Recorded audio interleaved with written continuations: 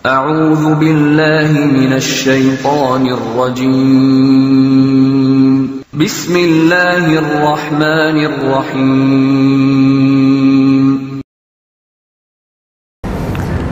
Baik, bismillahirrahmanirrahim. Assalamualaikum warahmatullahi wabarakatuh. Alhamdulillah, wassalatu wassalamu ala rasulillah wa ala alihi wa sahbihi wa man walah, amma ba'd. Teman-teman sahabat LC yang insyaallah dimuliakan Allah subhanahu wa ta'ala. Baik, tema kita atau judul kajian kita insyaallah mensyukuri nikmat kemerdekaan. Ya, meskipun hingar-bingar 17-an sudah mulai redup ya, karena sekarang kita berada di akhir bulan Agustus. Tapi sebenarnya secara kalender, oh iya, sudah 2 pekan yang lalu ya, 17 itu sepekan lebih berarti. Kalau pekan kemarin, Ahad kemarin kan tanggal 21 ya, tanggal 21. Berarti sekitar seminggu lebih, mungkin 10 harian. Baik, tapi semangat itu tetap harus terus ada. Sebenarnya semangat kemerdekaan, makanya sering kita mendengar kalau lagi kasih motivasi semangat, harus semangat 45 gitu ya.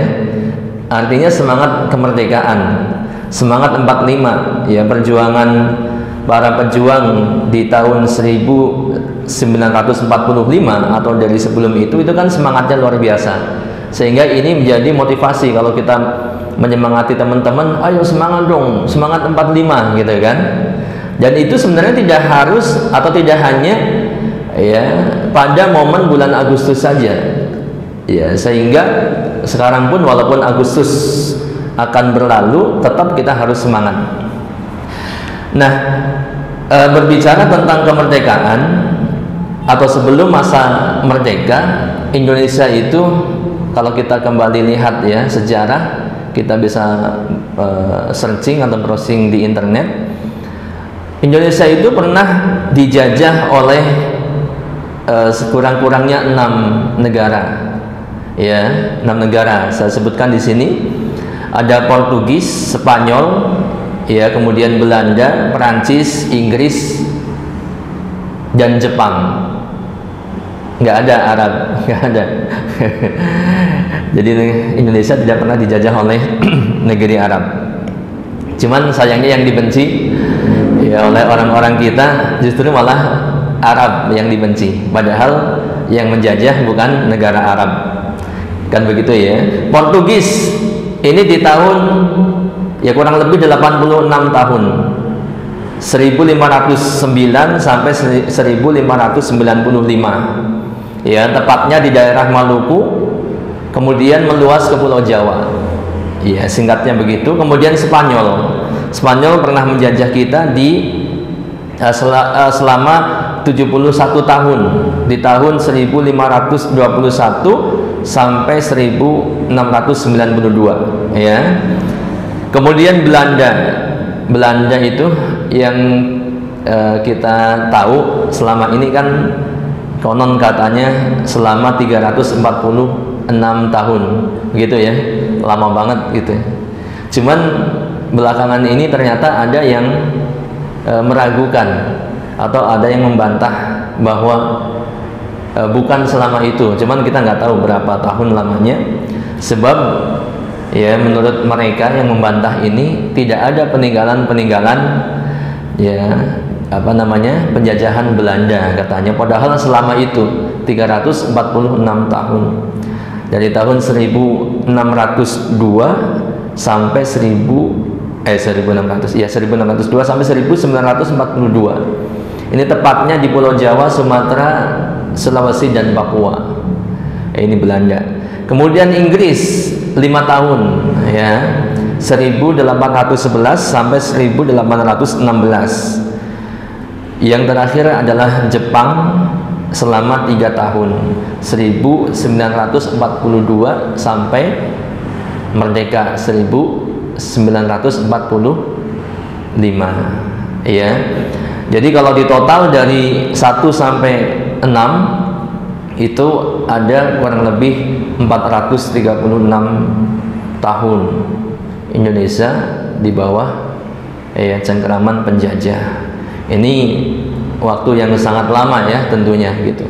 Sementara kita merdeka saja baru berapa tahun? 77. Usia kita baru 77 tahun. Ya masih belia dibanding negara-negara yang lainnya. Nah, puncak dari perjuangan bangsa Indonesia yaitu di tanggal 17 Agustus 1945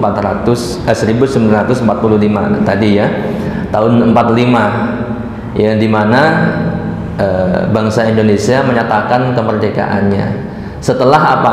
Setelah Jepang menyerah kepada Amerika ya pada Perang Dunia kedua, yang kita tahu sejarahnya itu ketika Hiroshima ya, kota Hiroshima dan Nagasaki dibom atom ya, sehingga hancur. Mungkin ini sangat berpengaruh kepada kekuatan Jepang sehingga menyerah. Dan begitu menyerah maka Indonesia pun ya merdeka. Nah, ini tentunya semuanya adalah berkat nikmat dari Allah Subhanahu wa taala. Maka tema kita adalah mensyukuri nikmat. Ya, karena merdeka itu jelas nikmat dari Allah. Kenapa? Ya kalau bukan nikmat dari Allah, rasanya logikanya nggak mungkin ya kita bisa merdeka. Ya, kenapa? Ya, kalau kita lihat sejarah ya, perjuangan atau para pejuang bangsa Indonesia itu, mereka berjuang dengan apa? Ya, senjatanya hanya dengan bambu runcing. Ya, mungkin bambu runcing, pisau dapur, ketapel gitu kan, lempar batu. Ini kalau melawan senjata, jangankan melawan tank, meriam dan lain-lain gitu kan. Ini kan logikanya kayak nggak mungkin. Nah, tentunya maka pada paragraf teks Undang-Undang Dasarnya 45 itu dikatakan, kalau tidak salah kurang lebih, ada yang hafal nggak? Oleh berkat rahmat Allah yang Maha Kuasa dan dengan didorongkan oleh keinginan luhur supaya berkehidupan kebangsaan yang bebas, maka dengan ini rakyat Indonesia menyatakan kemerdekaannya. Kan begitu ya? Oleh berkat rahmat Allah yang Maha Kuasa. Begitu. Dan memang demikian, nanti kita akan bahas. Baik, selanjutnya teman-teman, kita lihat makna merdeka ya. Merdeka, sering kita teriak merdeka gitu kan. Kalau dilihat di kamus Bahasa Indonesia KBBI ya, kita bisa lihat di online sekarang sudah banyak ya, mudah kita cari definisi apa saja ada di KBBI. Merdeka itu ada beberapa makna. Yang pertama maknanya adalah bebas ya, bebas. Di sini dikatakan bebas dari penghambaan, penjajahan dan sebagainya. Pokoknya bebas, itu merdeka. Ya, atau berdiri sendiri. Ya, berdiri sendiri, tidak bergantung kepada orang lain atau tidak dikuasai oleh orang lain atau bangsa lain. Yang kedua maknanya tidak terkena atau lepas dari tuntutan. Itu merdeka. Jadi kalau antum sudah lepas dari tuntutan, itu sudah merdeka gitu ya. Kalau punya kasus, punya hutang, punya apa saja yang ada tuntutannya, ya, punya cicilan, antum sudah lepas, berarti udah merdeka. Antum bisa teriak merdeka gitu kan. Yang ketiga, tidak terikat, tidak bergantung kepada orang lain ataupun pihak tertentu. Ini merdeka gitu ya. Nah, jadi ini secara bahasa merdeka itu artinya tadi bebas, bebas dari penghambaan, penjajahan dan sebagainya. Kemudian berdiri sendiri, tidak terkena tuntutan atau lepas dari tuntutan, tidak terikat, tidak bergantung kepada orang lain atau pihak lain.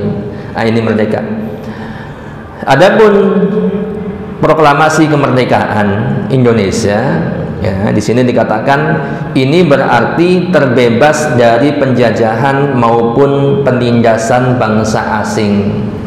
Kalau tadi secara bahasa, ketika kita tidak bergantung kepada orang lain, kalau kita sudah lepas dari tuntutan, kalau kita sudah bebas, ya, tidak ya bebas dari penghambaan dan sebagainya, berarti ini merdeka. Kita bisa bilang saya sudah merdeka, gitu ya. Merdeka dari apa? Dari tuntutan dan sebagainya. Akan tetapi kalau dikaitkan dengan kemerdekaan Indonesia, ini artinya ya Indonesia terbebas dari penjajahan maupun penindasan bangsa asing. Tadi yang ada 6 kurang lebihnya negara yang sudah menjajah kita dan kita sudah lepas, ya, terbebas dari penjajahan mereka. Nah, kemudian teman-teman yang insyaallah dimuliakan Allah Subhanahu wa taala, setelah merdeka artinya Indonesia itu bebas menentukan nasibnya sendiri. Gitu. Jadi kalau dulu kan masih di bawah kepemimpinan ataupun kepengurusan negara lain. Kalau sekarang sudah bebas menentukan nasibnya sendiri. Artinya mau berjalan di rel mana, mau menggunakan sistem apa, undang-undang apa dan sebagainya, itu bebas. Baik, teman-teman yang berbahagia, kemudian kemerdekaan hakiki dalam pandangan Islam, ya, sebelum kita berbicara mensyukuri nikmat kemerdekaan.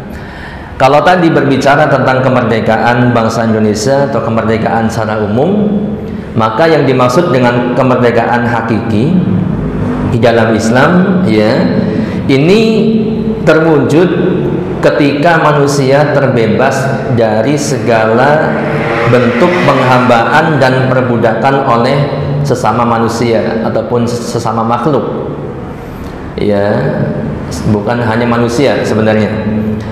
Jadi merdeka hakiki, ya, menurut pandangan Islam itu ketika manusia bebas dari segala bentuk penghambaan dan perbudakan oleh sesama makhluk.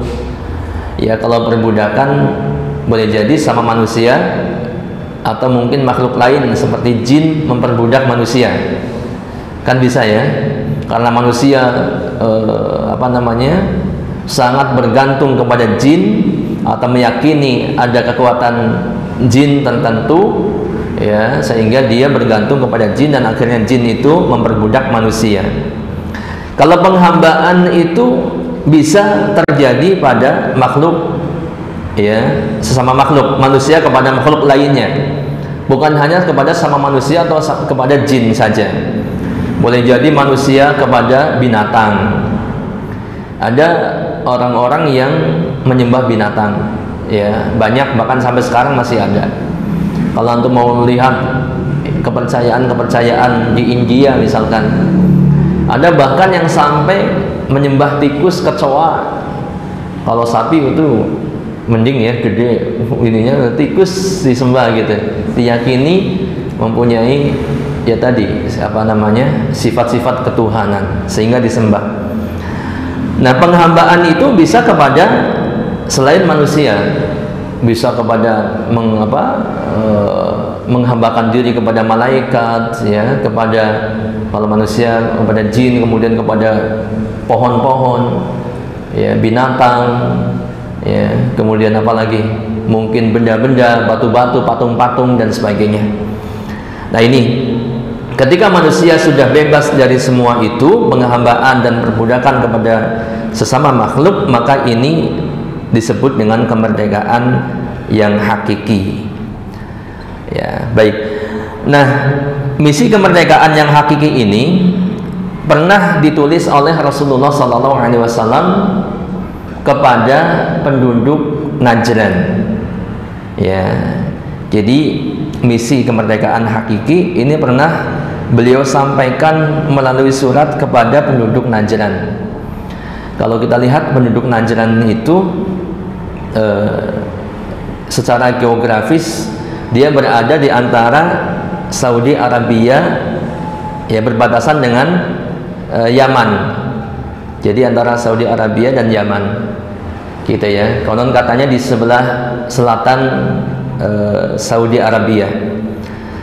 Nah, penduduk Najran itu dulu ya, di masa ini, di masa Rasulullah SAW, itu basisnya orang-orang penganut Nasrani. Bahkan sebelum itu mereka itu penganut apa namanya istilahnya, penyembah ya politisme atau apa namanya ya, yang mungkin menyembah banyak Tuhan gitu ya. Di antara yang mereka sembah dulu adalah pohon kurma yang tinggi. Ini ya, kita baru ternyata ada orang yang menyembah pohon kurma. Pohon kurma yang tinggi itu dijadikan sembahan oleh penduduk Najran ini. Ya, ini sebelum kemudian mereka beralih kepada agama Nasrani. Begitu ya. Nah, maka kemudian Rasulullah SAW mengirimkan surat kepada mereka, mendakwahi mereka. Ya, apa bunyinya? Ya, bunyinya intinya adalah mengajak mereka untuk merdeka. Ya, merdeka secara hakiki, secara hakikat, bukan merdeka dari penjajahan fisik negara asing kepada mereka, bukan. Tapi merdeka secara hakikat. Apa isi surat itu? Yakni amma ba'du, ini yang ditulis oleh Rasulullah SAW atau yang dikatakan oleh beliau melalui suratnya. Amma ba'du fa inni ad'ukum ila ibadatillah min ibadatil ibad wa ad'ukum ila wilayatillah min wilayatil ibad. Ya, amma ba'du, kata Nabi, aku menyeru kalian untuk menghambakan diri kepada Allah dan meninggalkan penghambaan kepada sesama hamba. Ya, kata Nabi, ad'ukum wa ad'ukum ila ibadatillah min ibadatil ibad. Ya, seruan yang sangat luar biasa. Aku menyuruh kalian untuk menghambakan diri kepada Allah dan meninggalkan penghambaan kepada sesama hamba. Wa ad'ukum, dan aku pun menyeru kalian agar berada dalam wilayah kekuasaan Allah dan membebaskan diri dari penguasaan oleh sesama hamba. Ya, ini penggalan atau salah satu isi daripada surat itu. Nah, teman-teman, ternyata ini pun disampaikan oleh seorang mujahid ya, Islam pada kala itu di tahun 637 Masehi, ketika kaum muslimin ya hendak menyerang Persia kalau tidak salah ya. Jadi kalau antum melihat nanti di internet banyak yang antum yang kita kenal dengan namanya Rib'i bin Amir As-Saqafi. Ya, ini kisahnya sangat masyhur, apalagi menjelang 17 Agustus atau di bulan Agustus banyak sekali disampaikan kajian tentang atau perkataan Rib'i bin Amir yang ini menjadi satu definisi ya tentang kemerdekaan hakiki. Jadi ketika itu kaum muslimin ya mendatangi Persia, dan kemudian sebelum perang itu Raja Persia atau Jenderal Persia itu memanggil perwakilan kaum muslimin ya. Kemudian datanglah Rib'i bin Amir, yang dalam sejarah itu dikatakan Rib'i bin Amir itu datang menggunakan keledai dengan pakaian perang lengkap, bawa senjata. Ya, ketika itu Rib'i bin Amir nggak ada sama sekali rasa gentar atau rasa takut kepada kerajaan ataupun kepada tentara-tentara Persia saat itu. Datanglah ke istana mereka atau ke markas mereka dengan menggunakan senjata, naik keledai ya, masuk, kemudian ditahan oleh penjaga-penjaga dari markas mereka itu ya, tidak boleh masuk. Siapa kamu? Nggak boleh masuk, kalau bahasa kita ya. Kemudian Rib'i bin Amir bilang kepada mereka, ya, pimpinan kalian yang meminta kami untuk datang, biarkan saya atau saya akan pergi gitu. Kemudian diizinkan masuk oleh Jenderal Rustum ini, ya. Kemudian masuklah Rib'i, ya. Keledai itu ditambat di tempatnya, kemudian Rib'i masuk menggunakan senjatanya, bahkan dalam sejarah itu dikatakan sampai tombaknya itu merobek karpet mereka, ya, untuk merendahkan mereka bahwa kaum muslimin itu nggak butuh atau nggak silau dengan hal-hal yang seperti itu. Ya, sementara itu mereka sudah kondisi di istananya itu sudah sangat luar biasa, ya, penuh dengan perhiasan, penuh dengan kemewahan dunia, sampai karpetnya, tempat duduknya dan sebagainya itu, ya, sangat bagus gitu. Baik, kemudian Rib'i datang kepada mereka dan orang-orang Persia itu kemudian bertanya kepada Rib'i bin Amir, ya. Pertanyaan mereka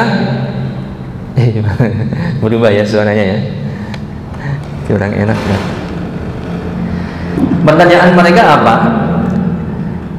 apa yang membuat kalian datang ke sini? Kalian itu siapa? Rib'i bin Amir dan para mujahid yang lain, ya. Apa yang membuat orang-orang Islam itu datang ke sini, ya.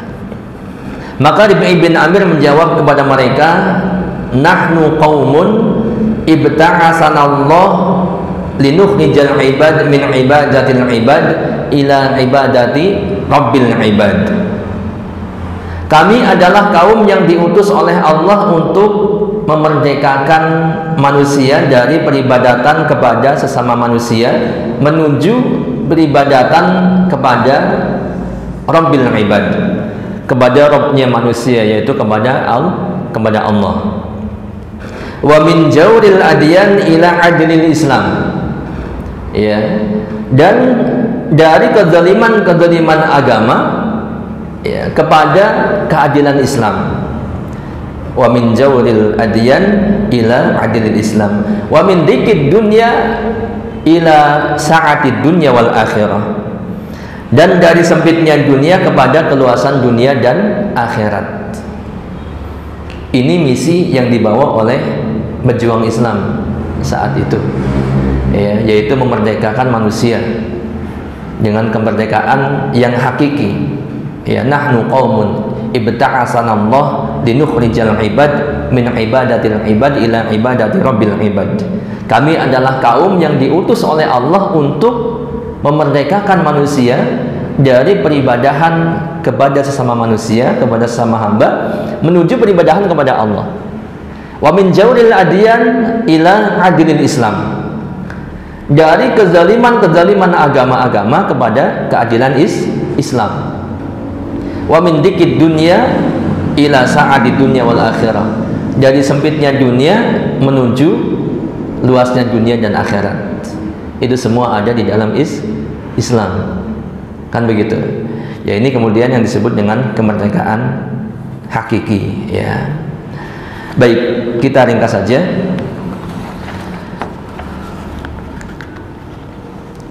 Kalau berbicara tentang tadi, ya, perkataan Rib'i bin Amir tentang beliau mengatakan wa min jawril adyan, dari kezaliman agama-agama selain Islam menuju keadilan Islam.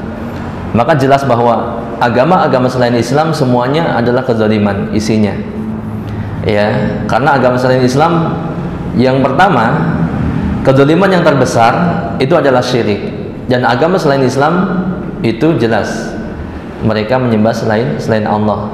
Belum lagi kalau Anda melihat sejarah bagaimana kalau yang lainnya, kalau di Buddha, di India mungkin ada Buddha atau Hindu yang kasta-kasta gitu kan, itu nggak ada keadilan di sana. Bahkan yang ada banyak sekali kezaliman. Ya, sedangkan di dalam Islam nggak ada kasta-kasta dan semuanya dianggap sama. Ya, semuanya dianggap sama. Bahkan kemuliaan itu bukan dilihat dari fisik, harta, jabatan dan sebagainya, akan tetapi adalah dari ketakwaannya. Sehingga orang miskin pun kalau dia takwa, maka dia adalah orang yang terbaik di hadapan Allah Subhanahu wa taala. Sedangkan di agama-agama yang lain tidak demikian. Kalau di dalam Kristen itu konon katanya, kalau orang itu kaya berarti dia diberkati oleh Tuhan. Sehingga dulu saya pernah menyimak ya pernyataan dari mereka itu yang menyalahkan tadi keyakinan mereka sendiri tentang, jadi kesalahan mereka itu ketika orang yang kaya dianggap diberkati oleh Tuhan, maka semua orang itu berlomba-lomba untuk menjadi kaya, sehingga menghalalkan segala cara, ya lebih kepada korupsi. Kemudian akhirnya orang-orang pada korupsi dan sebagainya. Karena orang kalau datang ke gereja untuk kebaktian, kemudian dia terlihat miskin, dia akan merasa malu, gitu. Sehingga mereka berusaha untuk menjadi kaya, ya ahlan wasahlan, masuk ya. Begitu ini mereka. Nah, sedangkan di dalam Islam jelas orang yang paling mulia bukan orang yang paling kaya, bukan orang yang paling berkuasa, tapi adalah orang yang paling bertakwa. Inna akramakum indallahi atqakum. Kan begitu ya. Baik. Kemudian berbicara tentang perkataan beliau yang terakhir, yaitu wa min dzikid dunya ila sa'ati dunya wal akhirah. Maka di dalam Islam jelas Islam itu membuka semua kesempitan dunia dan akhirat. Sehingga di dalam Al-Qur'an dikatakan wa man a'rada an dzikri fa inna lahu ma'isyatan dhanka wa nahsyuruhu yaumal qiyamati a'ma. Ya, jadi kalau orang itu ya menjauh dari ajaran Islam, maka dia akan mendapatkan kesempitan dalam hidupnya, dunia dan akhirat. Wa man a'rada an dzikri fa inna lahu ma'isyatan dhanka. Ya, ini dikatakan kesempitan. Di sini kan dikatakan barang siapa yang berpaling dari peringatanku, yaitu dari Al-Qur'an, dari ajaran-ajaran Islam, maka sesungguhnya baginya kehidupan yang sempit dan kami akan menghimpunkannya kelak di hari kiamat dalam keadaan buta. Kehidupan yang sempit ditafsirkan itu bukan hanya di akhirat, tapi termasuk juga di dunia. Ya, kehidupan sempit. Walaupun terlihat kaya dan serba ada, serba berkecukupan, namun sebenarnya dia sempit kehidupannya. Ya, sehingga tidak sedikit orang-orang kaya, orang-orang yang tenar, orang-orang yang sukses pada akhirnya kemudian bunuh diri karena merasa sempit. Ya, hidupnya merasa sempit. Gitu, sehingga benar apa yang kita katakan oleh Rabi' bin Amir, Islam itu membuka kesempitan dunia menuju keluasan dunia dan akhirat. Ya, ini kemerdekaan hakiki. Nah, teman-teman yang insya Allah dimuliakan Allah Subhanahu Wa Taala, kemudian bagaimana cara mewujudkan kemerdekaan yang hakiki? Maka jelas ya, tidak lain dan tidak bukan, kita harus menerapkan Islam secara kafah, secara menyeluruh dari seluruh sendi-sendi kehidupan kita. Ya, tidak dipilah-pilih, tidak di kotak-kotakin gitu ya, sehingga ada orang mengatakan kalau mau ngomong agama jangan di sini, ya kalau ngomong agama di masjid saja gitu.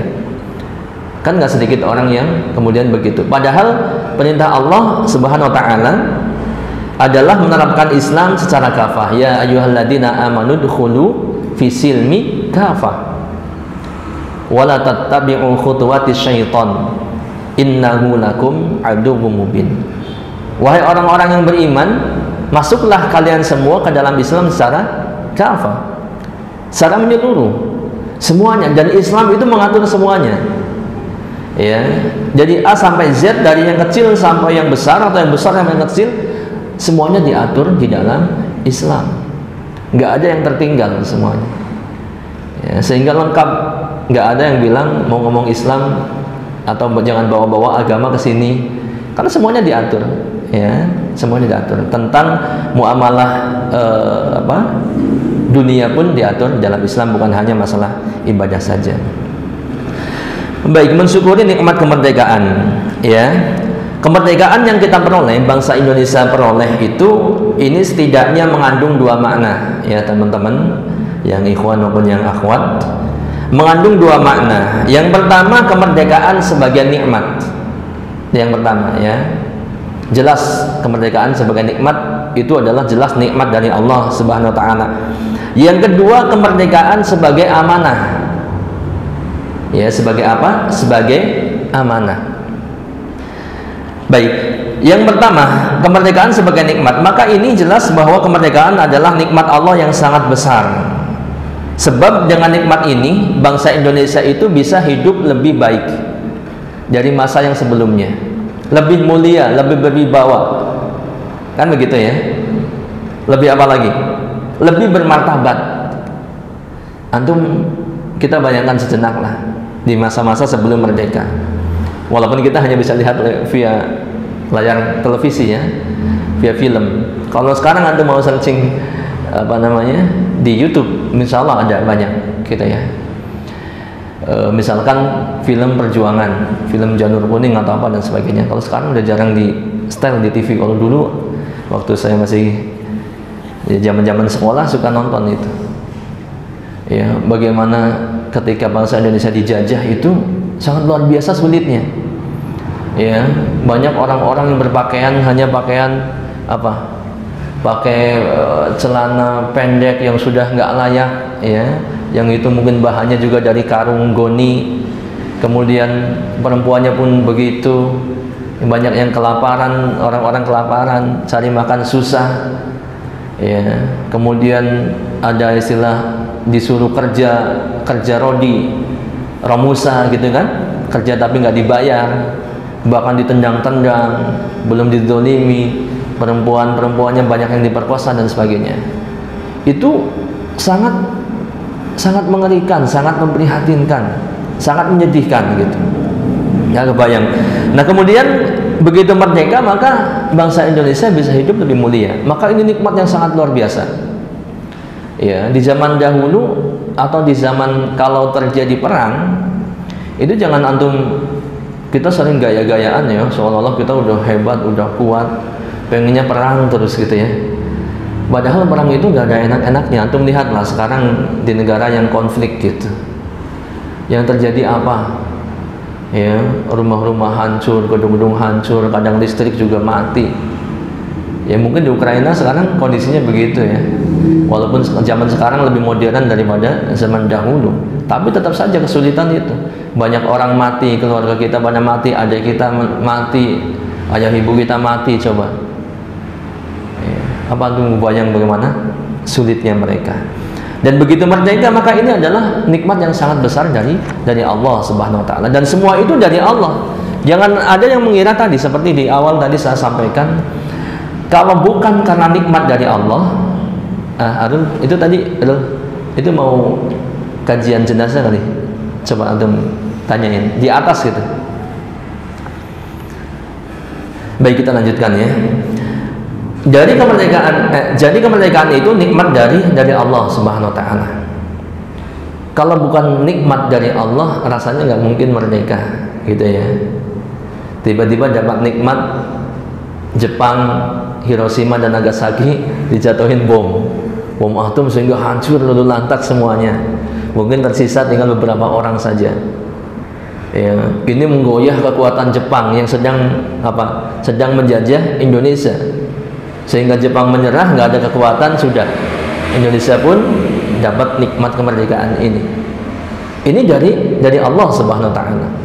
Ya, seperti tadi ya, kalau misalkan kita ngandelin lawan penjajah hanya dengan bambu runcing, sementara mereka pakai senapan, pakai meriam dan sebagainya, apa mungkin kita akan menang gitu ya, kalau bukan pertolongan dari Allah Subhanahu wa taala. Ya, maka dikatakan semua nikmat itu yang baik-baik datang dari Allah. Seperti dalam surat An-Nisa ayat yang ke-78. Ya, teman-teman bisa simak di dalam Al-Qur'an di aplikasi HP-nya. Allah berfirman, "Ma asabaka min hasanatin faminallah." An-Nisa 79 ya. Ma asabaka min hasanatin faminallah wa ma asabaka min sayyi'atin famin nafsik. Apa saja nikmat yang kamu peroleh adalah dari Allah. Semua nikmat yang kita peroleh semua datangnya dari Allah. Wa ma asabaka min sayyi'atin famin nafsik. Dan apa saja bencana yang menimpamu maka itu dari kesalahan dirimu sendiri. Begitu ya. Jadi nikmat itu ya walaupun bencana kesalahan kita, akan tetapi itu juga semua takdir dari Allah Subhanahu wa taala. Tapi ada sebabnya. Sebabnya dari siapa? Dari kesalahan manusia itu sendiri. Seperti terjadinya longsor, banjir, ya, kemudian bencana-bencana yang lain, biasanya itu adalah kerusakan-kerusakan yang disebabkan oleh tangan-tangan manusia itu sendiri. Sedangkan nikmat dikatakan ma asabaka min hasanatin faminallah. Ya, semua nikmat yang kita peroleh datangnya dari Allah. Termasuk nikmat kemerdekaan. Ini datang dari Allah Subhanahu wa taala. Ya. Kemudian dalam surat An-Nahl ayat yang ke-53, Allah pun berfirman wa mabikum min ni'matin faminallah. Dan apa saja nikmat yang ada pada kamu, pada kalian, maka dari Allah lah datangnya. Datangnya pun dari Allah Subhanahu wa taala. Ya. Kemudian dalam surat An-Nahl ayat yang ke-18-nya Allah berfirman kepada kita tentang nikmat-nikmat Allah yang tidak pernah bisa kita hitung banyaknya. Wa in ta'uddu ni'matallah la tuhsuha innallaha laghafurur rahim. Dan jika kalian menghitung-hitung nikmat Allah, niscaya kamu tidak dapat menentukan jumlahnya. Tidak mungkin kita bisa menghitung nikmat-nikmat Allah. Saking banyaknya, termasuk nikmat kemerdekaan adalah nikmat dari Allah. Ya, dikatakan secara kaidah di sini ada disebutkan ya, saya tuliskan bahwa ketika nikmat Allah, nikmat karena nikmat itu konon ini kan isim mufrad, tunggal. Kemudian digandengkan dengan isim ma'rifah, yaitu kata Allah. Allah itu ma'rifah. Maka dikatakan yang dimaksud di sini kaidahnya adalah bahwa itu semua nikmat. Jadi semua nikmat itu dari Allah. Semua nikmat itu nikmat Allah. Tidak ada suatu nikmat yang tidak datang dari Allah. Ya, nikmat Allah. Sehingga apalagi kemerdekaan, nikmat yang sangat besar sekali. Nikmat Allah, nikmat dari Allah Subhanahu wa taala. Ya, jangan-jangan kalau dulu nggak merdeka mungkin ya kita semua sekarang nggak begini gitu. Ya, bisa dibayangkan kalau kita semua berada dalam cengkeraman penjajah, mungkin kita nggak sebebas ini. Antum mau ngadain kajian, jangan-jangan wah udah dicegat duluan di depan sana, atau bahkan dibubarkan. Walaupun ada juga kajiannya dibubarkan oleh sesama ormas ya. Itu siapa yang salah? Entah siapa yang salah ya. Aduh. Baik, jadi nikmat-nikmat itu nikmat dari Allah Subhanahu wa taala. Ini yang pertama, kemerdekaan sebagai nikmat. Yang kedua, maknanya yaitu kemerdekaan sebagai amanah. Selain nikmat, kemerdekaannya itu juga amanah dari Allah Subhanahu wa taala untuk kita. Ya. Dan prinsip atau di dalam Islam, seorang muslim tidak boleh mengkhianati amanah. Kalau kita sudah diamanahi kemerdekaan, maka nggak boleh kita mengkhianati amanah kemerdekaan itu. Begitu. Allah berfirman dalam surat An-Nahl ayat yang surat Al-Anfal, An-Nahl lagi. Surat Al-Anfal ayat yang ke-27. Sebenarnya kalau kita membahas tentang amanah itu banyak sekali, cuma di sini tidak dibahas secara panjang lebarnya. Satu dalil yang menunjukkan bahwa kita tidak boleh mengkhianati amanah Allah dan juga Rasulnya.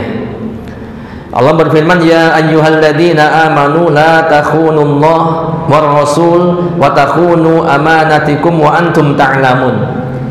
Hai orang-orang yang beriman, janganlah kalian mengkhianati Allah dan Rasul-Nya, yaitu Muhammad SAW, dan juga janganlah kamu mengkhianati amanat-amanat yang dipercayakan kepadamu, sedangkan kamu mengetahui. Ya, mungkin sebelum kita datang atau mendengar kajian ini, ya, kita nggak ngeh bahwa kemerdekaan itu ternyata amanah dari Allah. Sehingga nanti ke depan, ya, pembahasan ini tentunya kan kita harus amanah dalam memegang, atau tidak boleh berkhianat dalam memegang amanah kemerdekaan ini. Baik, kemudian, nah ini apa yang harus kita perbuat terkait dengan kemerdekaan, atau yang harus kita sikapi dengan kemerdekaan yang sudah diberikan, ya, baik dalam konteks ataupun dalam bentuk nikmat ataupun amanah ini dari Allah Subhanahu wa taala. Tentunya kita harus bersyukur. Kita harus mensyukuri nikmat kemerdekaan itu. Dan ini harus terus ditanamkan di tengah-tengah kita. Ya, sebab saya yakin sekali walaupun mereka merayakan kemerdekaan, tapi belum tentu mereka mensyukuri kemerdekaan. Atau minimal mereka belum benar dalam mensyukuri kemerdekaannya. Betul tidak? Kalau kita lihat sekilas, ya, apa yang dilakukan oleh saudara-saudara kita dalam merayakan kemerdekaannya itu benar-benar kontra dengan mensyukuri kemerdekaan. Kan betul gitu ya? Ya, banyak sekali nanti kita lihat. Baik, jadi kita harus bersyukur atau mensyukuri kemerdekaan itu. Nah, apa yang dimaksud dengan syukur? Di sini saya sampaikan definisi syukur secara istilah, ya, oleh Ibnul Qayyim rahimahullah. Saya bacakan, ya. Asyukru, syukur adalah zuhuru asari ni'matillahi ala lisani 'abdihi sana'an wa'tirafan wa 'ala qalbihi syuhudan wa mahabbatan wa 'ala jawarihi inqiyadan wa ta'atan. Dari definisi ini nanti kita akan faham, ya, bagaimana mengaplikasikan rasa syukur kita kepada Allah Subhanahu wa taala untuk semua nikmat, bukan hanya kemerdekaan, ya. Untuk semua nikmat termasuk kemerdekaan. Ibnu Qayyim rahimahullah mengatakan syukur adalah zuhuru asari nikmatillah. Ya, syukur itu menampakkan ataupun menunjukkan adanya nikmat Allah pada dirinya. Ya, dengan apa? Ala lisani 'abdihi sana'an wa'tirafan. Dengan lisan hamba-hamba Allah, lisan-lisan kita, ya, yaitu berupa pujian dan kesadaran bahwa dia telah diberi nikmat. Ya, seperti yang kita sudah paham, yang sudah tahu, ya, sebenarnya kalau bersyukur yang pertama ya dengan lisan kita, yaitu dengan pujian, ya, memuji Allah Subhanahu wa taala dan sadar bahwa kita telah diberi nikmat oleh Allah, atau nikmat itu datangnya dari Allah. Yakin bahwa nikmat itu datangnya dari Allah. Wa ma bikum min nikmatin faminallah. Kan begitu, ya. Mengucapkan syukur dengan ucapan yang paling mudah adalah alhamdulillah. Alhamdulillah bi nikmatihi tatimmus shalihat. Gitu, ya. Atau yang paling panjang tadi alhamdulillah. Ya, bersyukur kepada Allah atas nikmat yang dia dapat atau yang dia terima atau yang Allah berikan. Kemudian wa ala qalbihi syuhudun mahabbatan, dan melalui hatinya itu berupa persaksian dan kecintaan kepada Allah. Jadi kalau antum bersyukur kepada Allah selama ini, maka antum harus mencintai Allah, gitu kan? Harus bertambah cintanya kepada Allah Subhanahu wa taala. Wa 'ala jawarihi inqiyadan wa ta'atan. Nah, ini yang enggak kalah penting. Melalui anggota badannya, yaitu berupa kepatuhan dan ketaatan kepada Allah. Ini yang nanti akan menjadi tadi pemutus, penentu apakah selama ini kita benar-benar bersyukur kepada Allah walaupun secara zahirnya? Benarkah kita sudah bersyukur kepada Allah dengan atau atas nikmat kemerdekaan kita? Wa ala jawarihi inqiyadan wa ta'atan. Ya, dengan nikmat itu kita gunakan untuk kepatuhan dan ketaatan kepada Allah, bukan malah sebaliknya bermaksiat.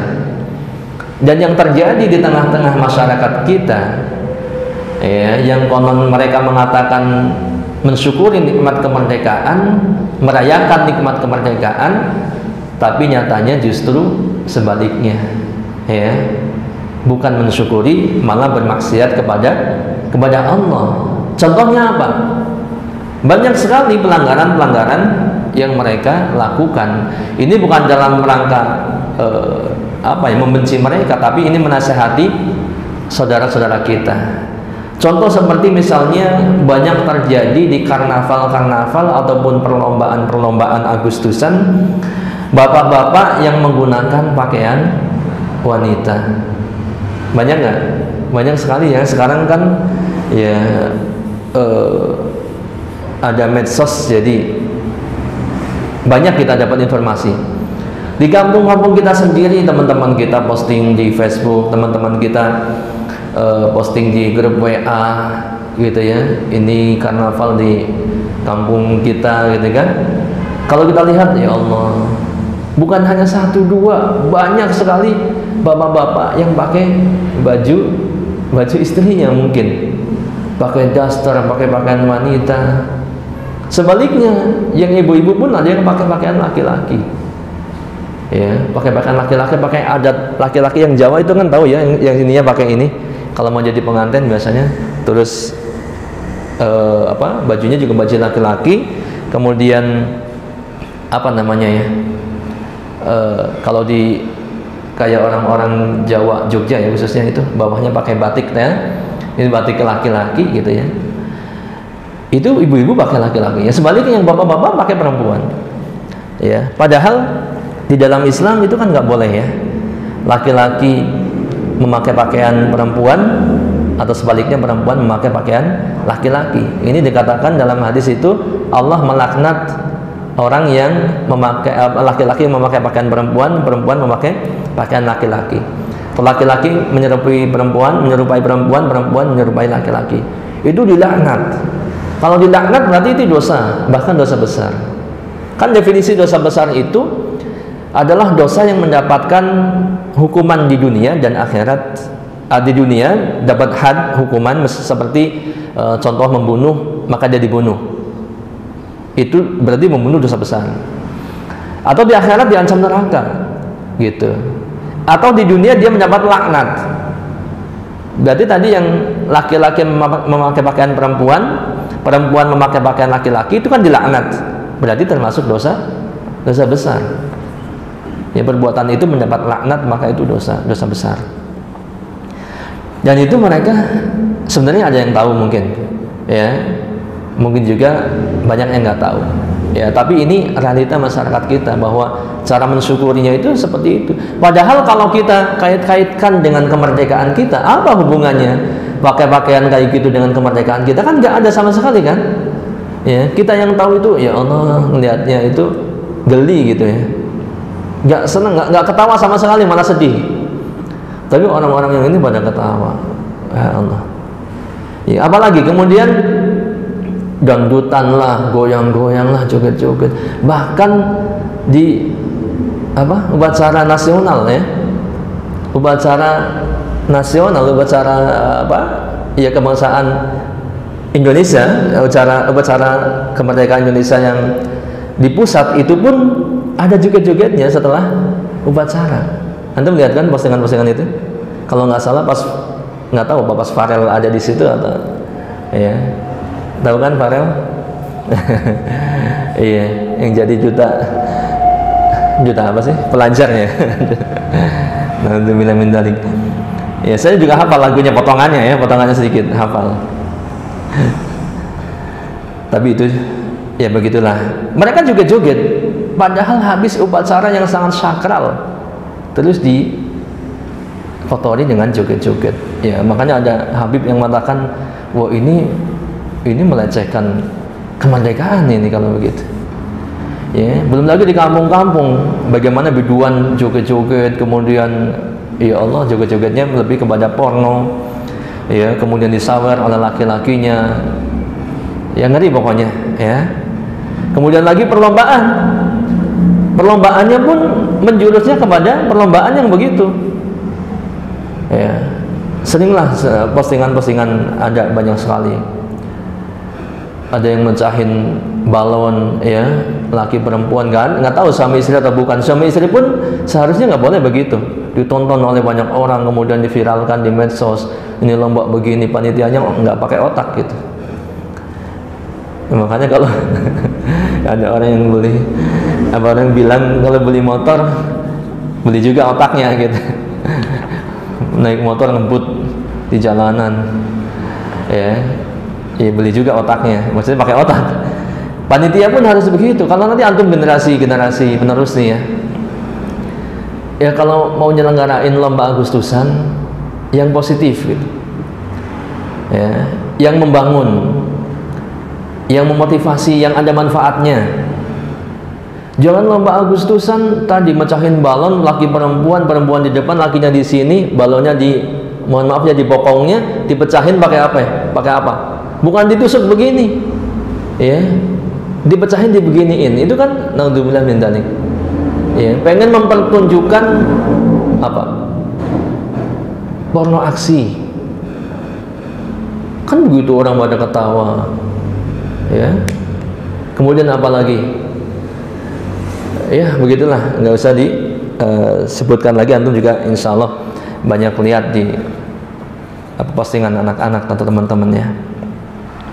Baik, jadi syukur itu dengan jawareh ataupun anggota badan kita, dengan fisik kita, zahir kita, ya ini harus menggunakan badan kita untuk ketaatan atau kepatuhan kepada Allah Subhanahu wa taala. Nah, kemudian Ibnu Qayyim rahimahullah mengatakan rukun syukur itu ada 3. Yang pertama, rukun itu kan sesuatu yang harus ada pada saat pelaksanaan. Kalau kita sedang bersyukur, berarti rukun syukur itu harus ada pada kita. Kalau kita sedang sholat, berarti rukun sholat itu harus ada. Nggak boleh nggak ada. Ya, kalau kita mengaku seorang muslim, maka rukun Islam ya harus ada pada kita. Ya kecuali haji memang ada syaratnya. Tapi kalau kita mampu haji ya kita harus haji gitu kan. Kalau kita mengaku sebagai seorang mukmin, maka rukun iman itu harus ada. Ini rukun. Dan dalam syukur pun ada rukunnya. Ada 3. Yang pertama mengakui nikmat itu berasal dari Allah. Ini antum dikatakan bersyukur kepada Allah kalau antum mengakui nikmat itu dari Allah. Kalau antum kemudian meyakini bahwa nikmat itu datangnya dari selain Allah, maka antum bukan sedang bersyukur, walaupun antum mengucapkan kata-kata pujian. Yo senang banget bersyukur. Tapi antum meyakini nikmat itu datangnya dari siapa? Dari Nyi Roro Kidul misalkan. Bersyukur dapat ikan yang banyak. Ini berkat Nyi Roro Kidul.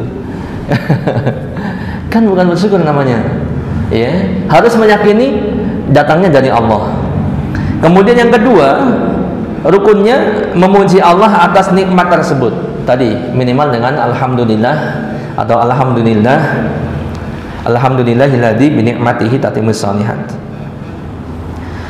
Kemudian yang ketiga, meminta tolong untuk menggapai ridha Allah dengan memanfaatkan nikmat dalam ketaatan.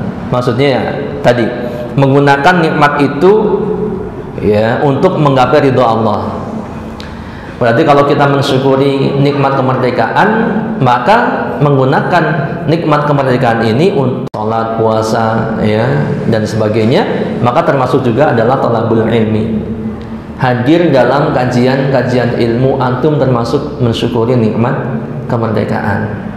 Kalau antum kaitkan ini dengan kemerdekaan, ini caranya. Bukan dengan hura-hura, ya, dengan karnaval-karnaval yang nggak ada sama sekali manfaatnya, nggak ada artinya, hanya membuat orang tertawa, bahkan menjadikan orang lupa kepada Allah. Ya, laki-laki pakai pakaian perempuan seksi, perempuan pakai pakaian laki-laki, kemudian ada pocong jalan-jalan, ada hantu jalan-jalan, ada tuyul jalan-jalan. Buat apa gitu? Kan begitu di karnaval itu begitu. Di dekat kita begitu. Ya, malam-malam ada pocong, ada hantu, ada tuyul jalan-jalan di karnaval. Kaitannya apa dengan kemerdekaan? Apa yang nggak mikir gitu ya? Nah ini. Jadi kemudian maka untuk orang yang bersyukur terakhir ya, sebagaimana yang sudah kita fahami bahwa untuk orang-orang yang bersyukur Allah akan tambahkan nikmat-nikmatnya, kan begitu ya.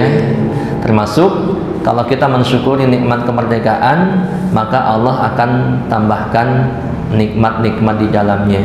Semua bunga-bunga kebaikan ya setelah masa kemerdekaan Allah akan tambahkan. Tapi kalau kita salah atau tidak mensyukuri atau bahkan mengkufuri nikmat kemerdekaan, ia menggunakan masa-masa kemerdekaan untuk bermaksiat kepada Allah atau membuat melakukan perbuatan-perbuatan dosa, maka jangan salah kalau kemudian Allah malah mencabut nikmat-nikmat tersebut atau tidak menambahkan nikmat-nikmat itu, sehingga meskipun sudah merdeka tapi hakikatnya belum merdeka. Meskipun sudah merdeka tapi semua harga-harga pada mahal. Ya, meskipun merdeka tapi pekerjaan sulit. Apalagi meskipun merdeka tapi masih sebenarnya terjajah. Buktinya apa? Kekayaan alam semuanya masih dikeruk oleh asing dan asing. Begitu. Ini katanya merdeka. Gitu kan. Itu mungkin barangkali karena kita salah ya dalam mensyukuri kemerdekaan ini. Ya, padahal kalau kita benar dalam mensyukurinya, Allah katakan wa itta'adzana rabbukum la in syakartum la azidannakum. Itu kan? Dan ingatlah tatkala Rabbmu memaklumkan, sesungguhnya jika kamu bersyukur pasti kami akan menambah nikmat itu kepada kalian. Nah ini jadi kita harus bersyukur. Wallahu a'lam bishawab. Ya ini sebenarnya sedikit saja ya tentang mensyukuri nikmat kemerdekaan. Mudah-mudahan bermanfaat ya, dan sudah kurang lebih ada 1 jam kali ya. Kalau kebanyakan juga saya rasa tidak baik. Barangkali ada yang mau didiskusikan, dipersilakan. Saya kembalikan kepada MC Saudara Panji. Terima kasih. Minyak zaitun ruqyah adalah minyak zaitun dari kualitas yang paling baik, kemudian dibacakan padanya ayat-ayat Al-Quran dan juga doa-doa yang berasal dari Rasulullah SAW agar orang yang mengkonsumsi minyak zaitun ini dilindungi oleh Allah Subhanahu wa Ta'ala dari berbagai penyakit, dan agar Allah Subhanahu wa Ta'ala menyembuhkan segala penyakit yang ada pada dirinya. Minyak zaitun adalah minyak yang penuh dengan keberkahan, minyak yang penuh dengan kebaikan, sampai-sampai Allah Subhanahu wa Ta'ala menyebutkan di dalam Al-Quran bahwa minyak zaitun adalah minyak yang penuh berkah. Oleh karena itu, mari kita berobat dengan minyak zaitun ruqyah ini agar Allah Subhanahu wa Ta'ala menyembuhkan penyakit kita.